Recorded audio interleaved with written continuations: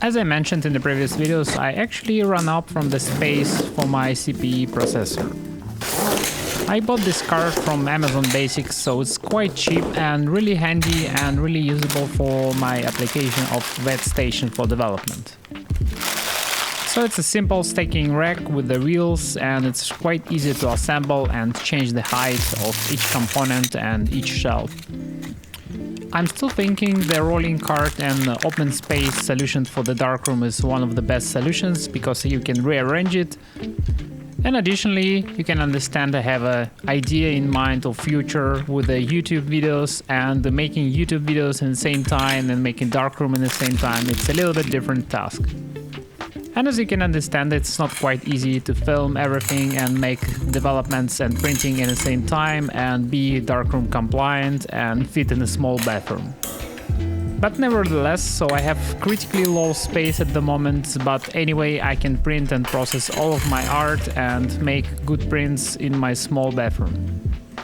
I hope the growth of this channel will actually lead up to the bigger space and the separate room for my darkroom and the projects. And more vital for all of these projects, it's actually spare time, because as you can understand, this is my not main topic of work. Idea behind my rolling cart is simple, so I wanna keep it up clean, tidy and dry everything on the rack. And at the same time have open access to all of my chemicals and the whole setup, and can put it in the different spots, not even in the bathroom, and if I would just wanna develop it outside. And as you can understand, I don't really need any access to the water supply, so I can simply fill it up once and roll it in a different room, or just fill it up from the bucket. I have a set of 2 of bottles with different solutions, so I just replace the solutions for Array 4 chemistry. And because everything is ready, I need to figure out the configuration of my new setup in the bathroom. Because all of the tools is actually low power supply, so you can a little bit daisy chain the things and put it in one multi-plug socket. And at the moment I really like the setup because it's quiet and you can make a good sound for the YouTube, and additionally it's quite nice to work with a prolonged period of times without the headphones. For the testing of the setup and the card, I will print negative from the previous videos. This is actually codec 200, which is overexposed on a one stop.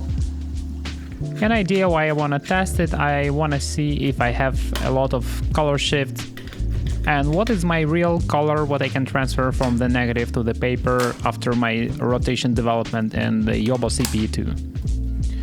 As usual, I clean up the mask and clean up the negative, and from there trying to make the first alignments and the first test prints, but because today I wanna print for the frame and not for the standard size, it will be a little bit different process. So I will magnify my picture to get the right magnification, and the size of the mat in this picture frame is actually quite close to my limit what I can print. And because of that I need to cut the paper from the roll and make the paper a little bit bigger. Usually it's not quite easy process if you're using not standard size of the paper. So for future projects I hope to limit everything to the same size of the material, of the substrate, and just crop out the pictures, because cutout is much easier than the print to the size and have an uneven size or random size of the print itself. Because this picture shot on a wide open aperture on a Voigtlander f1.2, I have crazy shallow depth of field and not enough of sharpness even on the parts of this picture. And in a digital way it looks really nice, you have a nice bokeh, but in principle if you print anything in a darkroom you will clearly see you don't really need anything which is wide open. Because real prints looks much better if everything is sharp and you can take a look on the details around the shot, and everything should be crisp and nice and have a separation in the layers and not just a bubble bokeh everywhere.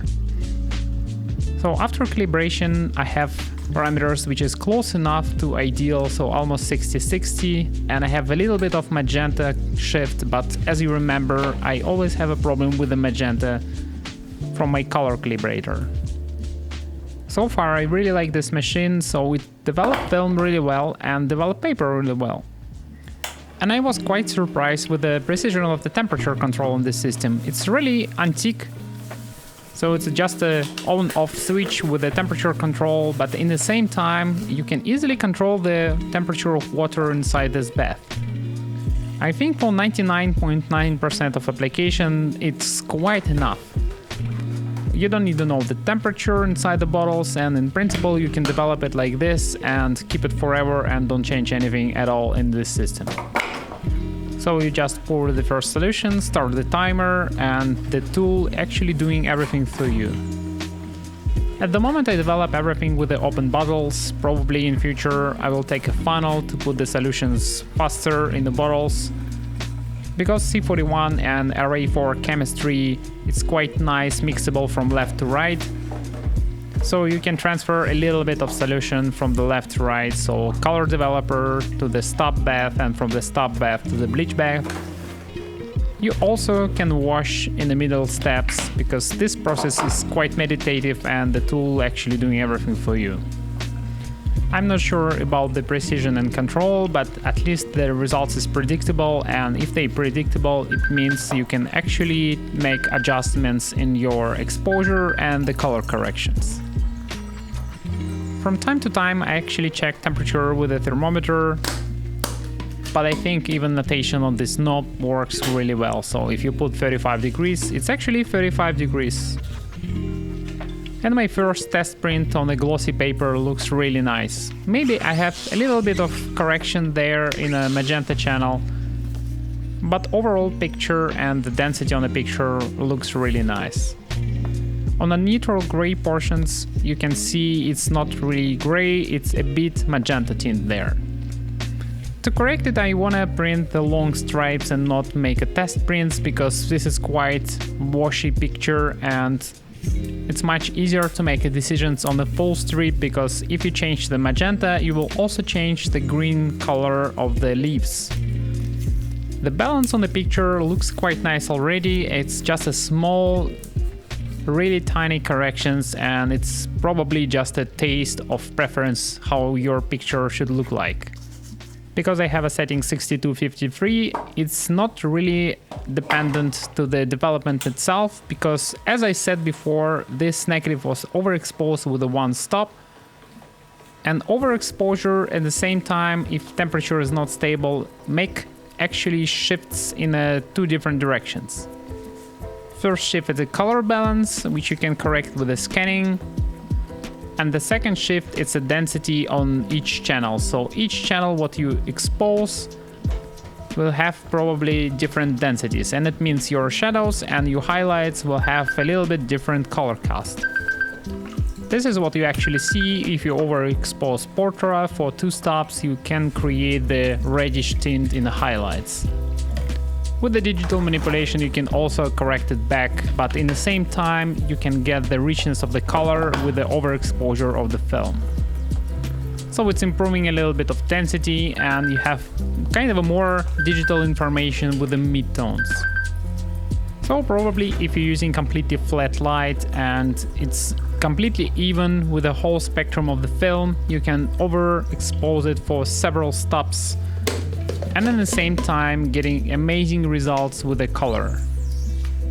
In this particular batch I print 2 stripes with the correction of 2, and on these 2 pictures you can see you also change not only magenta cast, you also change the color of the leaves.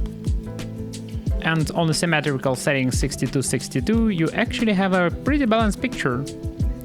But I like the few notches less, so it's 62 on a yellow channel and 58 on a magenta channel. I have a little bit more magenta, so the flowers looks a little bit better and the greens have more color shift and depth.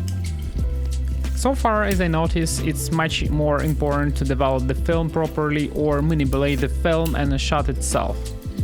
And when you make final print, it's actually execution and the borders and a lot of stuff around the dust and the corrections, and make the feeling from the negative itself transfer to the paper. It's all about the artistic choices of paper, size, corrections.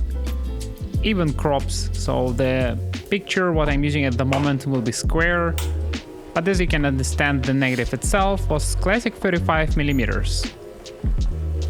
But because I don't have an anti-Newton glass at the top plate of my enlarger, I'm still fighting with the two problems. So if I have a completely flatness, I have a Newton rings.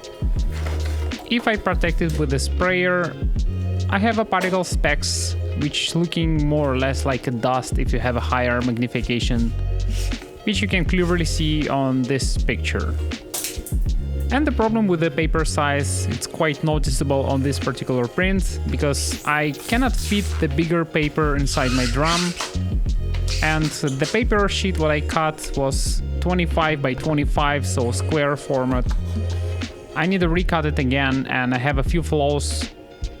First one is a dust, and second one is actually placement. But overall the picture looks really nice, so I just need to clean up the negative carrier and realign everything and cut more sheets of paper. As I understand at the moment, it's much better to just pre-cut 20 by 25 sheets of paper and work with them as a standard solution for all of the types of prints. For example, this cutting tool in the final design, I don't really like it because it's not so precise in 90 degrees.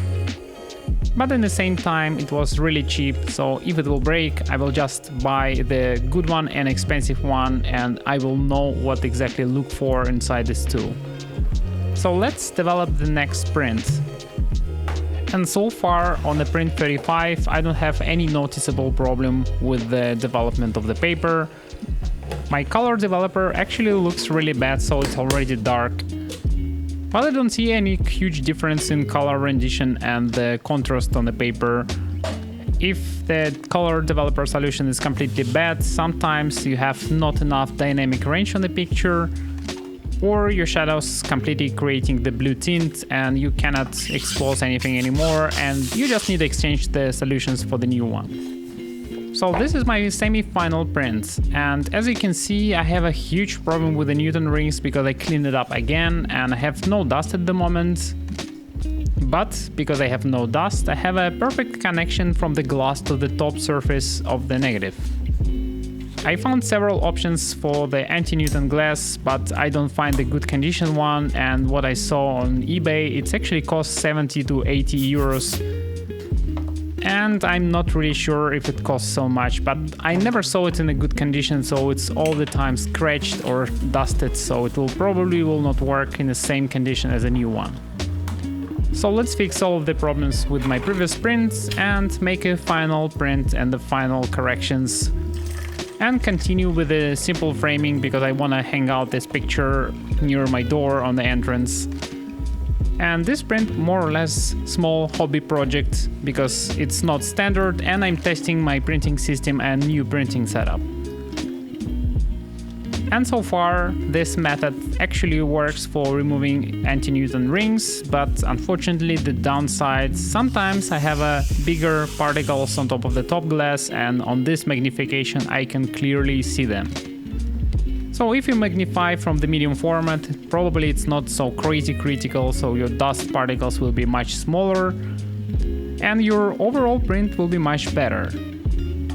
And this is additional reality which nobody talks about in the modern world about the medium format. The relation between the dust particles and the print size is quite noticeable if you print from half frame or 35mm, and if you print from something huge which is 8 by 10, you just have a less magnification on your dust. But as you can understand, this is double-sided stick, so it's not really works that well if you work in a dusty environment. My ideal for scaling up and creating the darkroom and the print lab, quite simple, so it will be chemical lab with a clean environment. And on more critical steps, you just have a filtration systems cabinet and it will be just eliminating all of the dust particles from the print or from the client negatives. Because retouching in this type of photos is actually not ideal process because it's a small scale work, and you also need to match the colors around the dust spots. And this picture is my final result. I really like the crop and the contrast on this picture. As always, I really like the moody colors. of the one-stop overexposed codec 200. And that's it for today. Thank you for watching and see you in the next videos.